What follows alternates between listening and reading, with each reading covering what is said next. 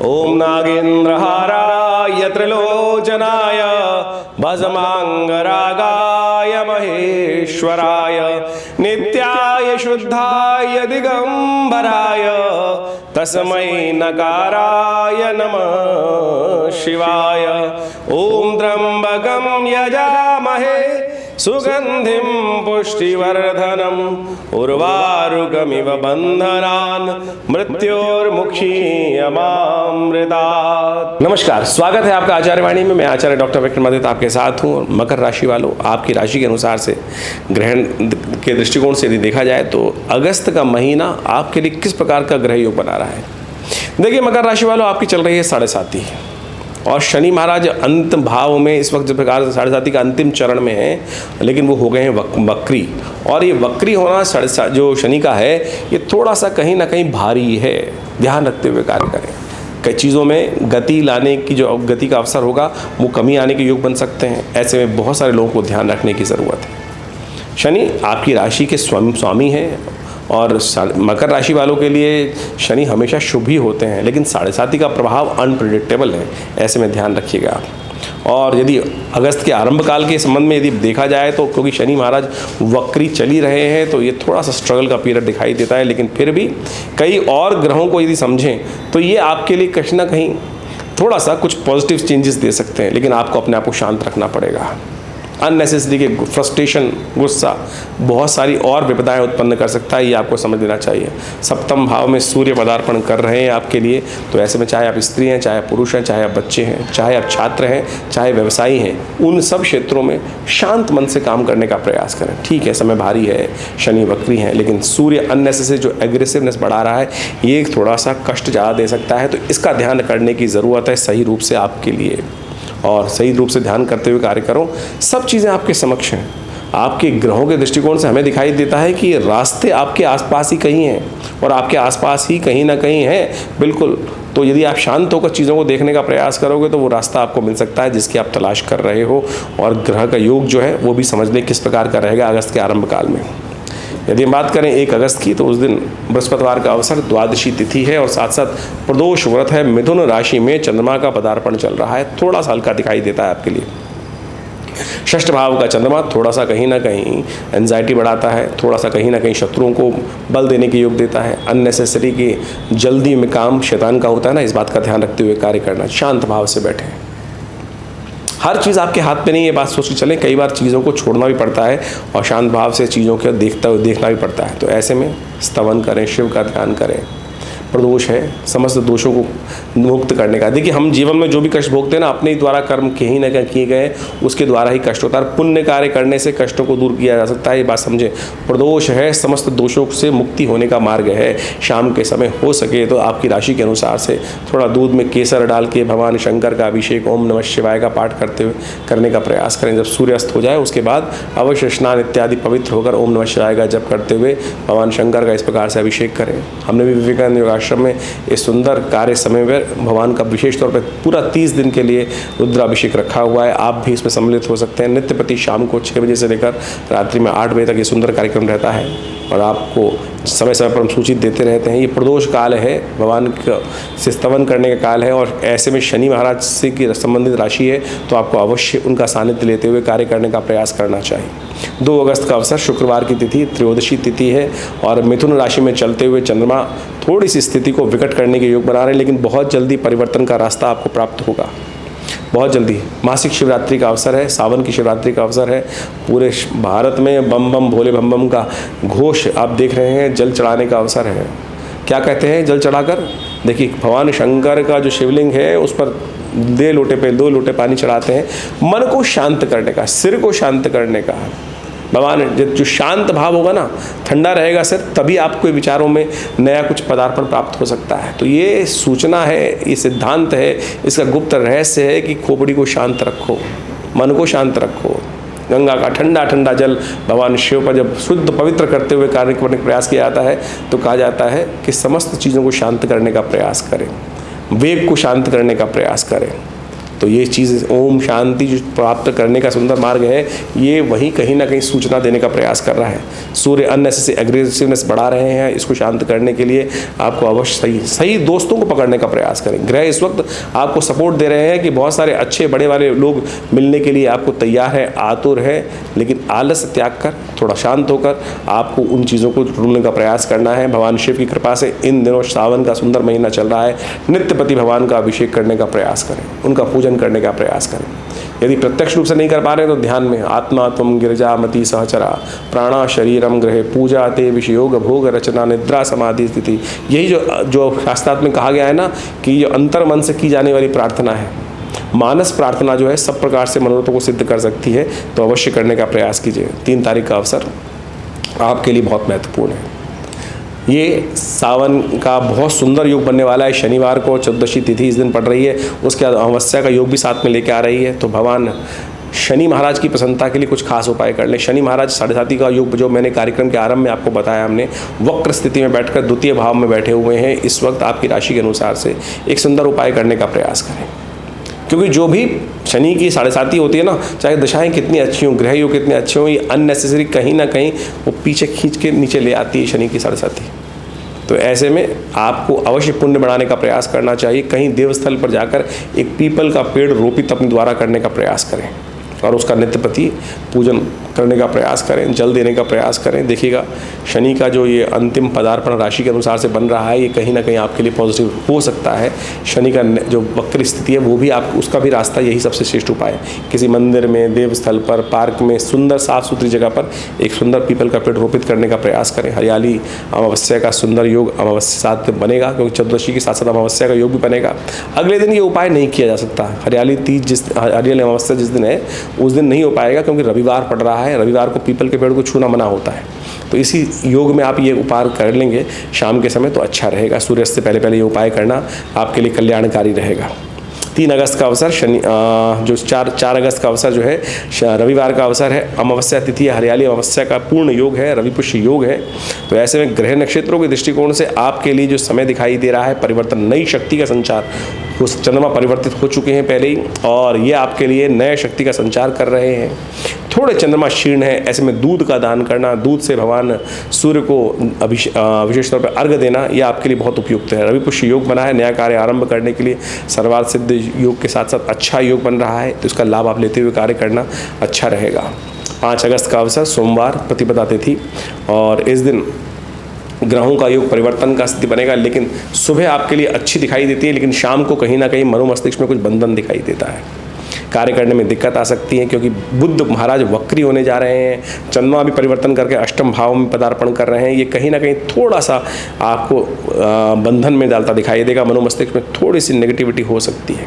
तो ऐसे में कुछ खास उपाय आपको बता देते हैं। सावन का महीना चल रहा है, तीसरा सुंदर सोमवार का योग बन गया है, और इस सावन में बड़ा सुंदर योग है। 5 सोमवार का योग बना है। श्रवण नक्षत्र से आरंभ होकर श्रवण नक्षत्र पे ही ये महीना समाप्त हो रहा है, और 5 सोमवार का योग रहेगा शिव को प्रसन्न करने का। इस संसार में कहा जाता है कि जब देवशयनी एकादशी से संपूर्ण संसार की सत्ता भगवान शिव के हाथ में आ जाती है, और भगवान शिव को प्रसन्न करने के लिए बहुत ज़्यादा तप की आवश्यकता नहीं है। उनका अभिषेक ही, उनको 1 लोटा जल से स्नान कराना ही, रामदेश्वर शिवलिंग के ऊपर अभिषेक करना ही समस्त मनोरथों को सिद्ध करने वाला योग बनाता है। कहा जाता है इच्छु रस से भगवान का जो अभिषेक करते हैं, इस सुंदर योग में उनकी मनोकामना सिद्धि के योग बनते हैं। दूध से भगवान का अभिषेक किया जाए तो पुष्टिदायक होता है। तेल से अभिषेक करना शत्रुओं का मर्दन करने वाला होता है। दही से अभिषेक करने वाला सांसारिक सुखों को देने वाला होता है। मुकदमों में विजय प्राप्त करने के लिए, कष्टों से निवारण करने के लिए विजया रस से भगवान का अभिषेक किया जाता है। तो इसी प्रकार से अनेक अनेक औषधियों से भगवान की जो प्रार्थना है वो समस्त मनोरथों को सिद्ध करने के लिए शास्त्र में बताई जाती है। तो अवश्य उनका सहारा लेते हुए कार्य करने का प्रयास करना चाहिए।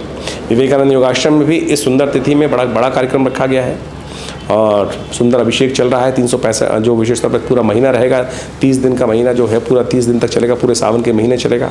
आप भी इसमें सम्मिलित हो सकते हैं, और इसमें सम्मिलित होने के लिए आप अपना स्थान आरक्षित कर सकते हैं, और खुद बैठना चाहें तो वो भी आ सकते हैं। शाम को 6 बजे से ये कार्यक्रम रहेगा, रोज नित्यप्रति रहेगा, पूरे सावन के महीने तक रहेगा, और रात के 8 साढ़े 8 बजे तक खत्म हो जाता है। तो आप उसमें भाग ले सकते हैं। अश्लेषा और मघा नक्षत्र का योग बन रहा है, ध्यान रखिएगा।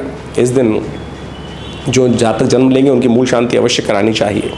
6 अगस्त का दिन मंगलवार का अवसर, द्वितीया तिथि, और ग्रह नक्षत्रों के दृष्टिकोण से देखा जाए तो ग्रहों का योग आपके लिए नए संपर्कों को साधने का रास्ता देता दिखाई दे रहा है। थोड़ा पुरुषार्थ करें। मंगल महाराज इन दिनों अच्छी शक्ति में हैं और उसको आप यूटिलाइज़ करने का प्रयास कीजिए तो आपके लिए रास्ता बन सकता है, और ध्यान रखते हुए कार्य करें। अननेसेसरी के झगड़ों से बचें, क्योंकि बृहस्पति से अभी कुछ अंश पीछे है मंगल, बहुत जल्दी आगे निकल जाएंगे, नई शक्ति का संचार करेंगे, लेकिन तब तक थोड़ा शांत होकर काम करना अच्छा रहेगा। जो बच्चों के लिए उन्नति के एजुकेशन के संबंध में थोड़ा ठीक दिखाई देता है, लेकिन फिर भी शनि की 7.5 का उपाय अवश्य करने का प्रयास करना चाहिए। मंगलवार का अवसर है, सुंदरकांड का पाठ कर लीजिए, अच्छा रहेगा। हमने तो विवेकानंद योगाश्रम में दोनों कार्यक्रम रखे हैं, रुद्राभिषेक भी, क्योंकि सावन चल रहा है, और साथ साथ महीने का पहला मंगलवार है तो उसमें सुंदरकांड का पाठ भी रखा है।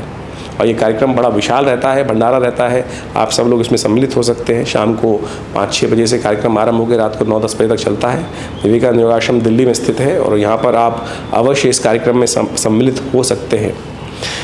7 अगस्त का दिन बुधवार का अवसर, तृतीया तिथि, और ग्रह नक्षत्रों के दृष्टिकोण से आपकी राशि के अनुसार से सिंह में चलते हुए चंद्रमा बिल्कुल अंतिम अंश में पदार्पण करते दिखाई दे रहे हैं और बहुत जल्दी भाग्य में जाने के योग बना रहे हैं। लेकिन उससे पहले बुध और शुक्र के साथ यहाँ बैठकर कई मामलों में अच्छे उन्नति के योग भी देते दिखाई दे रहे हैं। चंद्रमा और बुध और शुक्र का योग जो है ये थोड़ा मन को रिजर्व तो करता है, लेकिन साथ साथ कुछ ना कुछ आगे बढ़ने के योग भी बना सकता है, लेकिन उसके लिए थोड़ा सा उपाय की ज़रूरत है। मधुश्रवा तीज है, ऐसे में शहद से भगवती का अर्पण करना, माँ भगवती को अर्पित करना, और साथ साथ हरे बिलपत्र भगवान को अर्पित करना, ये संपूर्ण मनोरथों को सिद्ध करने वाला रहेगा, तो इसका आपको सहारा लेते हुए कार्य करने का प्रयास करना चाहिए। 8 अगस्त का अवसर, बृहस्पतिवार, चतुर्थी तिथि, गृह नक्षत्रों का परिवर्तन का महत्वपूर्ण दिवस, बृहस्पति के साथ चंद्रमा का संबंध स्थापित होते हुए चंद्रमा जो है भाग्य स्थान में आपके विराजित होने जा रहे हैं, बृहस्पति से पूर्ण दृष्ट हैं, तो ये आपके लिए धर्म कार्यों से अच्छा आगे बढ़ने का योग बना सकते हैं। इन 2-3 दिनों में विशेष तौर पर आपको पूर्ण मेहनत करने की ज़रूरत है और मेहनत का रिजल्ट आने के अच्छे योग बनते दिखाई दे रहे हैं। सफलता और बृहस्पति के साथ चंद्रमा संबंध होने के कारण से बहुत अच्छे से आपको प्राप्त हो सकती है। विघ्नहर्ता गणेश जी का ध्यान करके इस कार्य को आरंभ करना चाहिए। सुबह 3:05 के आसपास चंद्रमा परिवर्तित होने के सुंदर कन्या राशि में आने के योग बनाएंगे, जो आपके अंदर धर्म का उदय करेंगे, धार्मिकता का उदय करेंगे, सज्जनता का उदय करेंगे, और सज्जनता का लाभ आपको मिल सकता है। आपका पर्सोना जो है और सूदिंग हो सकता है। ऐसे में इसको यूटिलाइज करने का प्रयास करें। सुबह सुबह गणेश का ध्यान कर लंबोदर विशेष तौर पर गणेश जी का स्तवन करें। ओम गंगणाधिपतये नमः। भगवान को पीले पुष्प अर्पित करके कार्य आरंभ करें, भगवान का आशीर्वाद लेके कार्य करें, शुभ होगा। 9 अगस्त की बात करें, शुक्रवार का अवसर, पंचमी तिथि, नाग पंचमी का योग है। ग्रह नक्षत्र आपके लिए अनुकूल बने हुए हैं। शनि के 7.5 चलते हुए फिर भी भाग्य से बहुत सारे रास्तों को आप प्राप्त करते दिखाई दे रहे हैं, तो आने वाले 2-4 दिन आपके लिए बहुत पॉजिटिव हैं। पूरी हिम्मत से काम करने का प्रयास करें, कहीं ना कहीं सफलता मिलने के योग बनते दिखाई दे रहे हैं। ऐसे में विशेष तौर पर भगवान शंकर का अवश्य ध्यान रखते हुए कार्य करें। सावन का महीना संपूर्ण मनोरथों को सिद्ध करने वाला आपके लिए साबित हो। शनि का उपाय भी करते रहें, नित्य प्रति शुभ पूजा भी करते रहें। शनिवार आ रहा है और शनि को ठीक करना बहुत ज़रूरी है।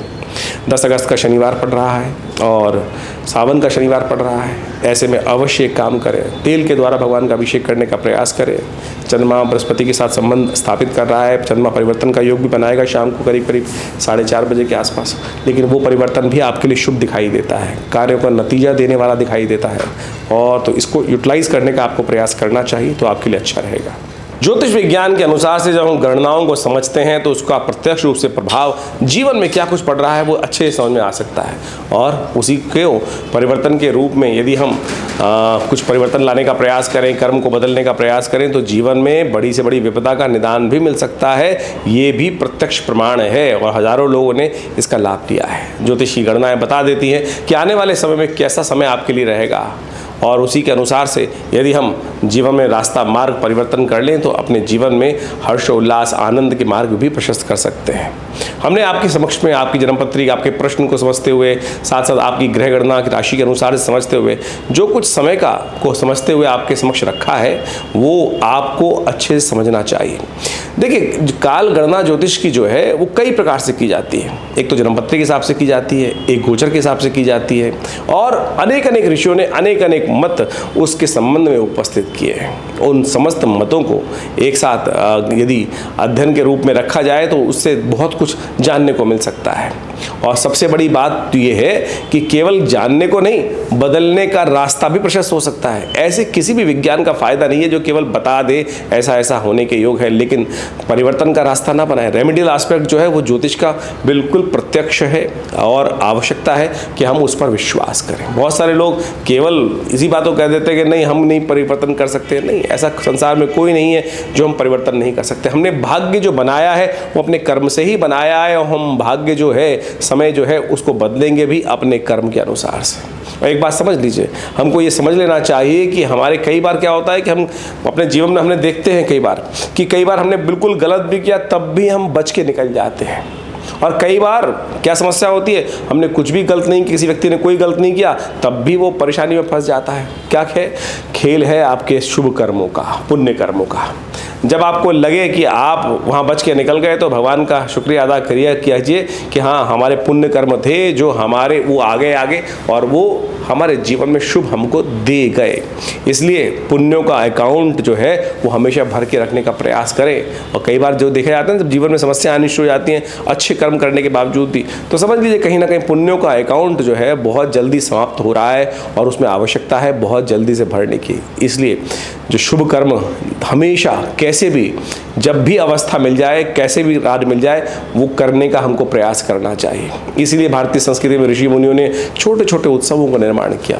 ये सावन का प्रभाव है, ये भादों का प्रभाव है, ये जन्माष्टमी है, ये राखी है, ये अनेक उत्सव हैं, ये प्रदोष का व्रत है, ये सत्यनारायण का व्रत है। ये सब के सब आपको सात्विकता की तरफ ले जाते हैं, पुण्यों को उदय करने की तरफ ले जाते हैं। सुबह शाम आपके हाथ से कुछ निकल जाए, दान आ जाए, दिया लिया सामने आ जाए, तो आप मान के चले कि आपके बहुत पुण्य भाग्य उदय करने के रूप बनते हैं। तो इसलिए बहुत सारे लोग इस संसार में आपके मनोमस्तिष्क में नेगेटिव बात डालने का प्रयास करेंगे, इसका कोई प्रभाव नहीं होता। अपने दिल पे हाथ रख के समझ लीजिएगा, क्योंकि आपने भी इसको प्रभाव को समझा होगा, जीवन में बहुत बार देखा होगा। तो ये सारा का सारा खेल भाग्य का है। कई बार हम बोल देते हैं भाग्य का खेल, लेकिन भाग्य बनता कैसे है वो भी तो हमको सिद्धांत समझना चाहिए।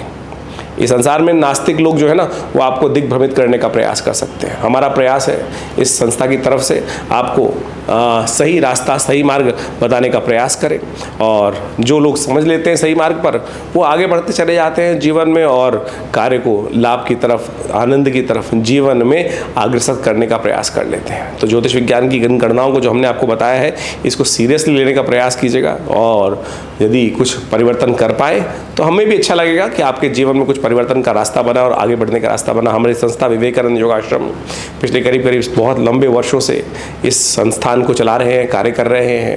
यहाँ नित्य प्रति करीब 8 घंटे यज्ञ होता है और बहुत सारे भारतीय संस्कृति पर शोध करने का कार्य करते हैं। आप भी संस्था से जुड़ सकते हैं, आश्रम से जुड़े। हर रविवार को यहाँ सुबह 8 बजे से लेकर 10 बजे तक एक बड़ा विशेष कार्यक्रम रहता है, यज्ञ रहता है, नित्य प्रति 8 घंटे यज्ञ रहता है। और इन सावन के महीने में तो पूरे महीने का रुद्राभिषेक का सुंदर कार्यक्रम रखा गया है। समय समय पर हम आपको अवगत भी कराते रहते हैं।